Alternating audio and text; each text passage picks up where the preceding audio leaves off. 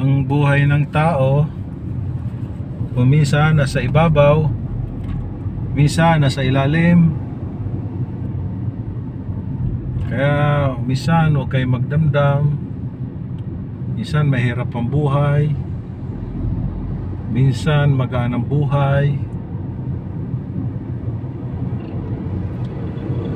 Siguro pinaparealize sa atin na minsan ganito, makatikim tayo ng hirap, minsan makatikim tayo ng ginhawa, para maranasan natin ang ginhawa ng isang tao, ng isang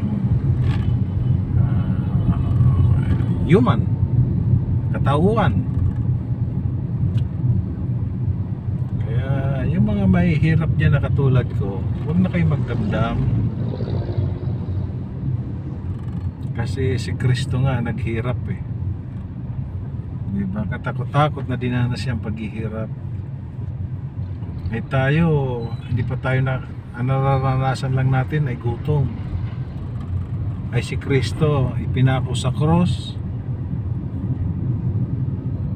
at tinalian yung kanyang ulo. Ano ba yung tinali sa kanya? Yung mga alambre. Saka pinalakad siya sa initan.